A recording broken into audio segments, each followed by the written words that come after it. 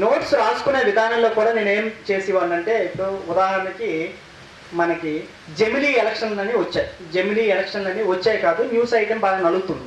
జమిలీ మీన్స్ లోక్సభ రాష్ట్ర శాసనసభల తాలూకు ఎలక్షన్లని కూడా ఒకేసారి పెట్టేద్దామని. మొత్తం ఎప్పుడు దేశవ్యాప్తంగా ఎప్పుడు ఎలక్షన్లు అవుతున్నాయి, దానివల్ల పాలసీ మేకింగ్ కానీ పాలసీ ఇంప్లిమెంటేషన్లో మనకి అడ్డంకులు ఏర్పడుతున్నాయి, ఎన్నికల నియమావళి వస్తుంది, కాబట్టి అన్నీ కలిపి ఒకసారి పెడదామనే ఆలోచన గౌరవనీయులు మోడీ గారికి, ప్రధానమంత్రి గారికి, మిగతా వాళ్ళకి కూడా వచ్చింది. పార్లమెంటరీ స్టాండింగ్ కమిటీ కూడా దాని మీద కొంత రిపోర్ట్ ఇవ్వడం జరిగింది. ఇప్పుడు అదే ఆ న్యూస్ ఐటమ్ మీరు చదువుతున్నారు. ఫర్ ఎగ్జాంపుల్ ఏదో న్యూస్ పేపర్, హిందూ పేపర్, వెంటనే మీకు స్ఫురించాలి ఇది పాలిటీ కిందకు వెళ్తుంది. ఎస్, పాలిటీలో ఏంటి జమిలీ ఎలక్షన్లు, ఏ ఏ స్టేట్లకి ఇప్పుడు నెక్స్ట్ ఎలక్షన్లు అవుతాయి, 2018కి పదవీ కాలం ముగుస్తాయి శాసనసభలకి, 2019లో లోక్సభ ఎన్నికలు, ఎన్నో లోక్సభ ఎన్నికలు, ఇవన్నీ అవసరం లేదండి. ఒకవేళ అలాగే ప్రిపేర్ అయితే తపస్సు చేసినా సివిల్ సర్వీస్ సక్సెస్ అవ్వదు. అక్కడ మనం ఏంటి చేయాలంటే, ఏంటి జమిలీ ఎలక్షన్లు అంటే ఏంటి, ఎందుకు కలిపి పెట్టడం ఏంటి, అసలు ఇది ఫస్ట్ నుంచి ఎంతవరకు వచ్చింది, నాకు తెలిసి 1967 వరకు కంటిన్యూ అయింది. ఆ తర్వాత ఎందుకు ఇలా వేరియస్ స్టేట్స్ వేరియస్ వివిధ డేట్లో ఎలక్షన్ పెట్టాల్సి వస్తుంది ఇలా. అలా తర్వాత దీనివల్ల ఉపయోగాలు ఏంటి, ఇది పెట్టడం వల్ల ఏంటేంటి, ఎన్నికల వ్యయం తగ్గుతుంది, పాలసీ మేకింగ్ సూటబుల్గా ఉంటుంది, రాజకీయ నాయకులు కూడా ఎలక్షన్ల మీద దృష్టి పెట్టకుండా, ఎమ్మెల్సీ ఎలక్షన్లు, స్థానిక ఎలక్షన్లు, మున్సిపాలిటీ ఎలక్షన్లు, వీటి మీద దృష్టి పెట్టకుండా పాలన మీద దృష్టి పెడతారు. అది చాలా చక్కగా ఉంటుంది ప్రభుత్వానికి, యాజ్ వెల్ యాజ్ రాజకీయవేత్తలకి, రాజకీయ వ్యవస్థకు కూడా. అండ్ ఇదంతా ఉన్నాయి. ఎలక్షన్ కమిషన్ కూడా ఒకేసారి పెట్టడం కొంత వెసులుబాటు ఉంటుంది ఇదంతా.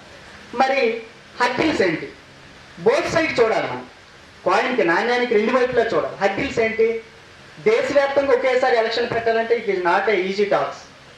అండ్ దానివల్ల కొన్ని రాష్ట్రాల తాలూకా శాసనసభల తాలూకా పదవి ఇది ఉంటుంది, అది తగ్గించాలి, కొన్ని శాసనసభలు పెంచాలి, ఇది రాజ్యాంగ విరుద్ధమే. మళ్ళీ అది ఎలా చేస్తారు, అదొకటి పాయింట్. అండ్ మూడో అంశం ఏంటి, ఒకవేళ మధ్యలో 5 సంవత్సరాల మధ్యలో ఏదైనా రాష్ట్రం యొక్క రాజకీయ అది అసెంబ్లీ పడిపోయింది అనుకోండి, మెజారిటీ, ల్యాక్ ఆఫ్ మెజారిటీ ఉందనుకోండి, అప్పుడు గవర్నర్ పాలన పెట్టవచ్చు. మరి కేంద్రంలో అలా జరిగితే మనకి రాష్ట్రపతి పాలన పెట్టి కేంద్రంలో పెట్టే పరిస్థితులు లేవు, మరి దానికి సొల్యూషన్ ఏంటి, ఇలా అన్నమాట. మనం ఎనాలిసిస్ చేసుకోవాలి, అది ఉండాలి. తర్వాత దీన్ని ఎఫెక్టివ్గా ఎలా చేయొచ్చు, జస్ట్ కింద పాయింట్లు మన నోట్స్లో ఈ పాయింట్లు ఉండాలండి. ఇది ఉంటే ఒక అంశం మీద స్పష్టమైన అవగాహన ఉన్నట్టు క్వశ్చన్ ఎలా అడిగినా మనం రాయగలం. అండ్ ఉదాహరణకి జిఎస్టీ అనేది బాగా న్యూస్లో చదువుతున్నాం. జిఎస్టీ ఎప్పుడు పాస్ అయింది, జిఎస్టీ ఎన్నో రాజ్యాంగ సవరణ, ఏంటి, దేనికి సవరణ చేశారు, ఏంటి, ఇవన్నీ అవసరం లేదండి మనకి.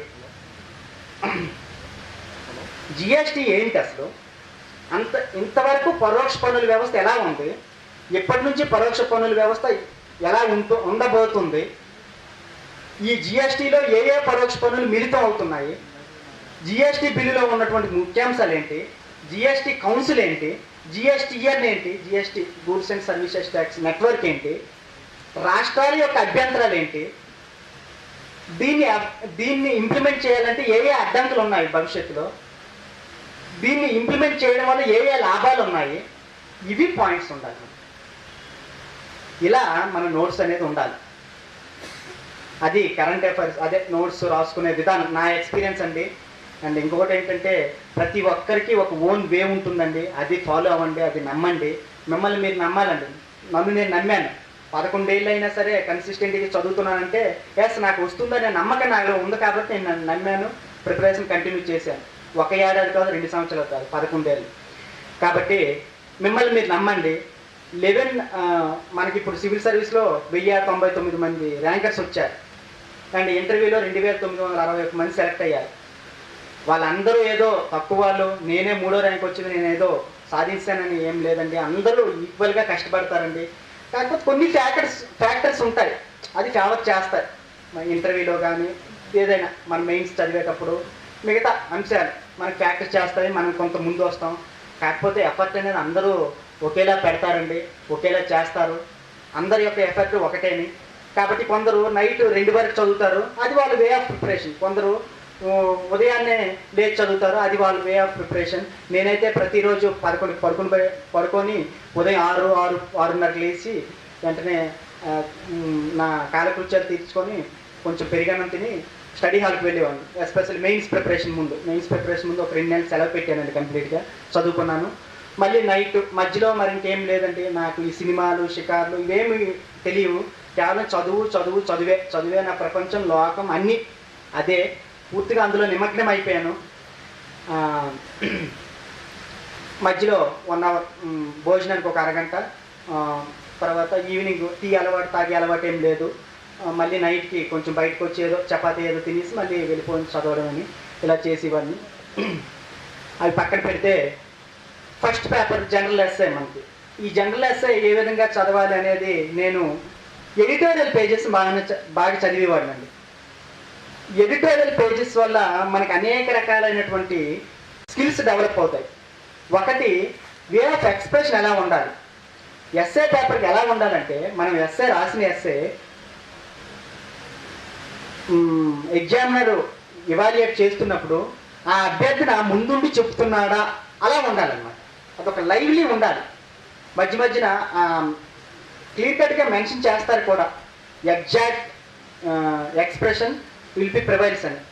కాబట్టి అది ఉండాలి. నెక్స్ట్ చిన్ని పేరాలు చేస్తూ ఇంటర్లింకింగ్ వర్డ్స్ ఉండాలండి. పేరాకి పైగా ఇంకో రకంగా చూస్తే ఫలానా వ్యక్తి మాటల్లో చెప్పాలంటే ఇలా అనమాట, లింకింగ్ వర్డ్స్. దానివల్ల ఎస్సే తాలూకా ఆ లింక్ అనేది తప్పదనమాట. అండ్ ఫ్లో ఆఫ్ థాట్స్ అలా ఉండాలి, ఒక సిస్టమేటిక్ ఉండాలి. అంతేగాని నష్టాలు ఇక్కడ రాసి దాని తాలూకు వైఫై ఇంకో దగ్గర రాసి అంతా గజిపిచ్చేస్తే చాలా ఇబ్బందిగా ఉంటుంది. అలా చేయాలి. దానికి అది బై ప్రాక్టీస్ అండి, ప్రాక్టీస్ చేస్తే మనకి అవుతుంది. దానికి ఎక్కువ ఎడిటోరియల్ పేజెస్ చదవాలి. నేను కూడా అదే ఫాలో అయ్యాను. మరి నాకు ఎస్ఏలో 154 మార్కులు వచ్చాయి. రెండో పేపరు అదే జనరల్ స్టడీస్ పేపర్ 1 తీసుకుంటే చరిత్ర, భూగోళ శాస్త్రం, ప్రపంచ చరిత్ర, సొసైటీ ఉన్నాయి మనకి. చరిత్రకు సంబంధించి నేను గ్రూప్ 1 ఆల్రెడీ చదివాను కాబట్టి ఇండియన్ హిస్టరీ అదే చదివానండి, బాగా హెల్ప్ అయింది. అండ్ భూగోళ శాస్త్రం intermediate first year, intermediate second year, degree third year Telugu academy పుస్తకాలు చదివాను. అంటే మెయిన్స్ మాత్రం నేను తెలుగులోనే చదివాను ఎక్కువగా. కొన్ని లేకపోతే నేను ఇంగ్లీష్లో తర్జుమా చేశాను, అది చెప్తాను ఏంటనేది. అండ్ ప్రపంచ చరిత్రకి విజేత కాంపిటీషన్ బుక్ చిన్నది ఉందండి, అది చదివాను. అండ్ సొసైటీకి పూర్తిగా కరెంట్ అఫైర్స్ మీద ఆధారపడ్డాను. Next paper 2 art and culture, ఆ సింగానియా బుక్ పుస్తకాన్ని ఇక్కడ మళ్ళీ ఉపయోగించుకున్నాను, ప్రిలిమినరీ బుక్ పుస్తకాన్ని. అండ్ పాలిటీకి సార్ నోట్స్ బాగా హెల్ప్ అయింది. నా దగ్గర గ్రూప్ 1 నోట్స్ ఉందని చెప్పాను కదా, సార్ పాలిటీ, అది బాగా హెల్ప్ అయింది. కొంత మెటీరియల్ కృష్ణప్రదీప్ సార్ తాలూకా అప్డేట్స్ని తీసుకున్నాను, అది బాగా యూజ్ చేసిన. ఆ పాలిటీకి అదే చదివాను, మరి ఇంకేం లేదు ఆ బుక్నే. అండ్ అంతర్జాతీయ సంబంధాలు పూర్తిగా పేపర్ మీద ఆధారపడ్డాను, పేపరే. అండ్ పేపర్ 3 కొంచెం మెటీరియల్ కొరత అనిపించిందండి నాకు. దానికి ఎకానమీకి హిందూ పేపర్ తాలూకా ఎడిటోరియల్లో ఆ బిజినెస్ పేజ్ చదివాను, కొంత తర్జుమా చేసుకున్నాను. అండ్ మనకి సైన్స్ అండ్ టెక్నాలజీ కూడా కొంత ఇబ్బంది అనిపించిందండి నాకు. మళ్ళీ గ్రూప్ 1 మెటీరియల్ చూశాను, కానీ అంత ఎఫెక్టివ్గా అనిపించలేదు. న్యూస్ పేపర్ తాలూకా చెప్పాను కదండి, సైన్స్ అండ్ టెక్నాలజీ పార్ట్లో నేను చూశానని, రాసుకున్నానని, అది బాగా హెల్ప్ అయిందండి. అండ్ పేపర్ 4కి వచ్చేసరికి ఎథిక్స్. దీనికి మామూలుగా చెప్పాలంటే మన తెలుగులో పూర్తిగా మెటీరియల్ కొరత ఉందండి. దానికి ఏం చేశానంటే, నేను మొదటగా ఎథికల్ వర్డ్స్ కొన్ని ఉన్నాయండి. ఎంపతి, సింపతి, ఎపతి, సమ్మం బోనం, ఇలాంటి ఒక 150 నుంచి 200 ఎథికల్ పదాలు, ఎథికల్ వర్డ్స్ తెలుగులో తర్జుమా చేయడానికి ప్రయత్నించాను. ఇప్పుడు సమ్మం బోనం అని ఉందనుకోండి, సర్వోత్కృష్టమైన, సింపతి సానుభూతి, ఎంపతి సహానుభూతి, ఇలా అనమాట. ఇలా ఒక 150 నుంచి 200 ఇంగ్లీష్ పదాలు పక్కన తెలుగు పదాలు రాసుకున్నాను. అవి బాగా మననం చేశాను. ఎక్కడ వీలైతే అక్కడ తెలుగు పదాలు చూపిస్తే బాగుంటుంది. అండ్ పెద్ద పెద్ద వారి కోర్సు, మదర్ తెరిసా, గాంధీ గారి కోర్సు, ఇవన్నీ ఒక బుక్లో రాసుకున్నాను అనమాట. నిజాయితీ గురించి చెప్పే కోర్సు, ధర్మం గురించి చెప్పే కోర్సు, సత్యం గురించి చెప్పే కోర్సు, గాంధీ గారి తాలూకా తహసీల్మైనా ఏదో అంటారు కదా, ఏదైనా పాలసీ దీంట్లో మీకు డౌట్ వస్తే కింది స్థాయి ఒక పేద బడుగు బలహీన వర్గాలను దృష్టిలో పెట్టుకొని ఆలోచించు, అతనికి అది ఉపయోగపడితే ఇంప్లిమెంట్ చెయ్యి అని ఉంది కదా. అది అలా అరిస్టాటిల్ తల కోపం మీద కోట్ ఉంది, దాన్ని తెలుగులో రాసుకోవడం ఇలా చేశాను. అండ్ ఈనాడు వారు ప్రచురించే అంతర్యాన్ని అయితే కొన్నిసార్లు అది పూర్తిగా దైవం పట్ల పూర్తిగా ఉంటుంది, అది అవసరం లేదు మనకి. కొన్నిసార్లు మాత్రం చాలా చక్కనైన వస్తుంటాయండి, అవి చూడండి, అది బాగా హెల్ప్ అయింది. పరిపాలన సుపరిపాలన, మోహన్ కండా గారు ఒక బుక్ రాశారు, అది కూడా చదివాను. అండ్ పద్మనాభం గారు రీసెంట్గా రిలీజ్ చేశారు, చిన్న బుక్ అండి అది. And intermediate Telugu academy intermediate second year book నీతి శాస్త్రం అని చిన్నది ఉందండి తెలుగు అకాడమీ, అందులో కొన్ని పార్ట్స్ నాకు ఉపయోగపడ్డాయి.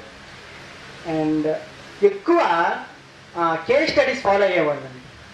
సారు 21st సెంచరీలో మనకి ఈవో ఎగ్జామ్ మార్క్ టెస్టులు జరుగుతాయి, అవి నేను తెప్పించుకునేవాడిని. ఆ కేస్ స్టడీ, అందులో కేస్ స్టడీస్ బాగా చదివాను. దాదాపు ఒక 200 వరకు ప్రాక్టీస్ చేసి ఉంటున్నాను case studies, various case studies. అవి బాగా హెల్ప్ అయ్యాయండి నాకు. దానివల్ల ఏంటంటే ఎగ్జామ్ హాల్కి వెళ్ళేసరికి ఎటువంటి కేస్ స్టడీ వచ్చినా సరే మనం స్పాంటేనియస్గా రాయడానికి అవకాశం ఉంటుంది. ఇన్ఫ్యాక్ట్ కేస్ స్టడీయే హార్ట్ అనమాట మనకి ఎథిక్స్కి, అది బాగా హెల్ప్ అయింది. ఒక రకంగా ఎథిక్స్కి బాగా కష్టపడాల్సి వచ్చిందండి. ఇన్ఫ్యాక్ట్ అన్నిటికీ బాగా చేయాల్సి వచ్చింది, కానీ ఎథిక్స్కి ఇంకా ఎక్కువ చేయాల్సి వచ్చింది. అండ్ లాస్ట్ తెలుగు సాహిత్యం. తెలుగు సాహిత్యానికి వాస్తవానికి చెప్పాను కదా మీకు, నేను 2011లో 20 డేస్ వెళ్ళాను సార్ దగ్గరికి, ఆకలి రాఘవేంద్ర సార్. ఆయన ఒక బుక్ రాశారండి పేపర్ 2కి. సార్ నా విన్నపం ఏంటంటే కొంచెం అలాంటి అభ్యర్థులకి కొంచెం అప్డేట్ చేస్తే బాగుంటుందని నా విన్నపం సార్ ఆ book. And Telugu గ్రామర్కి Prajasakti book ఉందండి, ఆయన రాశారు. ఆ పేపర్ 2కి బాగా యూజ్ అయిందండి, తెలుగు విజేత కాంపిటీషన్ బుక్ ఆయన సార్ రాసిందని. అండ్ ఆయన తాలూకా తెలుగు నోట్స్, మిగతా రిమైనింగ్ నోట్స్ నేను సెగ్రిగేట్ చేశాను. వీటితో పాటుగా బద్రిరాజు కృష్ణమూర్తి, వెలమల సిమ్మన 2 పుస్తకాలు, సీనారే గౌరవనీయులు పెద్దలు మొన్ననే ఆయన స్వర్గస్థులయ్యారు, ఆయన తాలూకా ఆయన మహామేధావండి, ఆయన తాలూకా థీసిస్ అవి చాలా ఉపయోగపడ్డాయి. అండ్ ద్వానా శాస్త్రి గారు ఒక బుక్ రాశారండి, అది జ్ఞాపకం లేదు, తెలుగు సాహిత్య చరిత్ర, ఆ పుస్తకం చదివాను. అండ్ 4వ తెలుగు ప్రపంచ మహాసభల సందర్భంగా తిరుపతిలో 2007లో జరిగాయి. ఆ సందర్భంగా తెలుగు అకాడమీ వారు తెలుగు సాహిత్యం కోసం చిన్న చిన్న పుస్తకాలండి, ఒక 30 పుస్తకాలు రాసుంటారు, విడుదల చేశారు, పబ్లిష్ చేశారు. అందులో సార్ తాలూకా ముద్ర ఉంటుందని నేను అనుకుంటున్నాను, ఆఖిల సార్ తాలూకి. ఆ పుస్తకాలు నేను ఇక్కడ ఎన్టీఆర్ స్టేడియంలో మనకి ఎవ్రీ ఇయర్ బుక్ ఫెయిర్ అవుతుందండి, డిసెంబర్లో అనుకుంటాను. అక్కడికి వెళ్ళానండి నేను. ఎక్కడ పుస్తకాలు అంటే పిచ్చి అనమాట నాకు, ఏ పుస్తకమైనా కొనేస్తా. అక్కడికి వెళ్ళాను, ఇవి నాకు అంటపడ్డాయి. అంటే పద్యం చరిత్ర, జాషువా గురించి, గురజాడ అప్పారావు గురించి, తర్వాత ఏంటిది విభక్త ప్రత్యయాలు చరిత్ర, సర్వనామాల చరిత్ర, కథనం అంటే ఏంటి, అంటే ఏంటి, ఇలా అనమాట. చిన్న చిన్న పుస్తకాలు కానీ సమగ్ర సమాచారం ఉండేది. అదేదో చెప్పినట్టుగా మనకి మహాసముద్రం అవసరం లేదండి, చిన్న కాలువ అయితే సరిపోతుంది. మహాసముద్రం మనకి తాగడానికి పనికిరాదు, చిన్న కాలువ మాత్రం మనకి దాహాన్ని తీరుస్తుంది. ఆ చిన్న చిన్న పుస్తకాలు నా తెలుగు ప్రిపరేషన్ దాహాన్ని తీర్చాయన్నమాట, అది చాలా ఉపయోగపడ్డాయండి. అండ్ తెలుగు సాహిత్యానికి సార్కి బాగా తెలుసు, నాకంటే సార్ బాగా చెప్పగలరు. ఆర్ట్ గుండెకాయ లాంటిది వ్యాఖ్యానాలండి. వ్యాఖ్యానాలకి ఇంతవరకు మనం చదువుకునేది ఏంటంటే సామాజిక సాంఘిక దృష్టి, సామాజిక చారిత్రక దృష్టి, మనస్తత్వ దృష్టి, తాత్విక దృష్టి, కళా సౌందర్య దృష్టి అయిపోయింది. కానీ రీసెంట్గా మీరు గమనిస్తే అనేక రకాలైన కోణాల్లో అడుగుతున్నారండి. ఉదాహరణకి అలంకార దృష్టితో విమర్శించండి, నేటి సామాజిక నేటి స్త్రీ వాద దృష్ట్యా వివరించండి. ఇలా అన్నమాట. కొత్త కొత్త ట్రెండ్స్ వస్తున్నాయి, దాన్ని మనం పట్టుకోవాలి. దాదాపు అవన్నీ ఒక దగ్గర రాసుకున్నాను. నేను రాసుకుంటే నాకు 10వ 12వ వచ్చాయండి. అలా ఫాలో అయ్యాను. వాటికి నేనేం చేశానంటే 2010 నుంచి ఎవ్రీ క్వశ్చన్ పేపర్ నుంచి ఏ పాఠ్యాంశాల నుంచి ఎక్కడెక్కడ పద్యాలు అడిగారు అది ఒకసారి నోట్ చేసుకున్నాను ఆ టెక్స్ట్ బుక్లో. మనకి మొత్తం 15 టెక్స్టులు ఉంటాయండి. అందులో నాకు తెలిసి 11 టెక్స్టుల నుంచి మనకి వ్యాఖ్యానాలు వస్తాయి. ఆ 11 టెక్స్టులు కూడా దాదాపు నేను ఒక్కొక్కటి 10-15 సార్లు చదివి ఉంటానండి. మనకి వ్యాఖ్యానాలకు మెయిన్ ఇంపార్టెంట్ ఏంటంటే ఆ పద్యం ఏ సందర్భంలో రాయబడింది, దాని కంటెక్స్ట్ ఏంటనేది పూర్తిగా తెలిస్తే మనం ఈజీగా రాసివచ్చండి. ఏ వ్యాఖ్య అడిగినా మనం రాయొచ్చు. అది చేశానన్నమాట. అండ్ ఎస్పెషల్లీ మనకి ప్రాచీన సాహిత్యంలో పెద్ద ఇబ్బంది ఉండదు, కానీ ఆధునిక సాహిత్యంలో మనకి ఉదాహరణకి కృష్ణశాస్త్రి కృష్ణపక్షం కానివ్వండి, అండ్ సీనారే గారి తాలూకు కర్పూర వసంతరాయలు, అండ్ ఆంధ్ర ప్రశస్తి విశ్వనాథ్ సత్యనారాయణ, ఈ ఖండికలు, ఈ పాఠ్యాంశాలు, ఈ కావ్యాలు మనకి కొంచెం ఇబ్బంది పెడతాయండి. అవన్నీ అర్థం కావన్నమాట. మనకి మ్యాక్సిమం వాటన్నిటికీ అర్థం చేసుకునే ప్రయత్నం చేశాను, ఎక్కువసార్లు చదివాను అన్నమాట. సో దట్ ఏ పద్యం ఇచ్చినా అది ఏ ఖండిక నుంచి వచ్చింది, లేదంటే ఏ కంటెక్స్ట్లో ఉపయోగించారు అది నాకు అర్థమైంది అన్నమాట. దాంతో నేను ఏ విధంగా వాళ్ళు ఇచ్చినప్పటికీ వ్యాఖ్య అడగమన్నప్పటికీ నేను రాయడం జరిగింది. ఒక వ్యాఖ్యానం మాత్రం అదే తప్పు రాసినట్టుగా అనిపించింది. ఇది సార్ ఏంటది, తిక్కన రాయిబారి ఘట్టంలో ఒక పద్యం ఇచ్చారు. నేను కంటెక్స్ట్ని తప్పుగా అర్థం చేసుకొని అది యాక్చువల్గా మన ద్రౌపది కృష్ణుడితో మాట్లాడి నేను భీముడు కృష్ణుడితో మాట్లాడిన మాటలుగా అనుకొని నేను రాశాను. అది మేబీ తప్పు అయి ఉండొచ్చు. అది మిగతావన్నీ యాక్చువల్లీ రాశాను. అండ్ తెలుగు సాహిత్యానికి సంబంధించి మనం అక్కడక్కడ కొంత కొత్తదనాన్ని చూపించాలండి. ఉదాహరణకి గురజాడ అప్పారావు రాశారు. నేనేం కొత్తదనం అంటే నేను స్వయంగా ఏం రచన చేసి లేదు. ఇన్ఫ్యాక్ట్ తెలుగు సాహిత్యంలో నాకు చాలా తక్కువ నాలెడ్జ్ ఉంది. ఎగ్జామ్ వరకే, అంతకుమించి నాకేం నాలెడ్జ్ లేదు.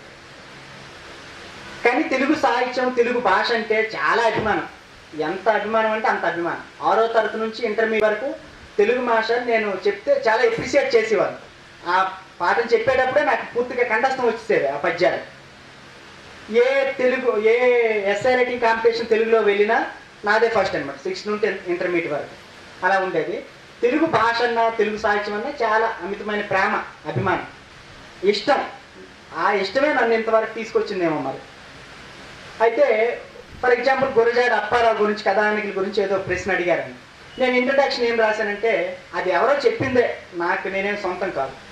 భాష ఎంత శృంఖలాబద్ధం అయిపోయాక, దేశం ఎంత విచ్ఛిన్నం అయిపోవాలో అయిపోయాక, అండ్ సామాజిక పరిస్థితులు ఎంతగా కూలిపోయాక పుట్టుకొచ్చాడు ఈ మహానుభావుడు, అతనే గురజాడ అప్పారావు అంటూ ఒకటి ఉందన్నమాట. అది పెట్టడం జరిగింది.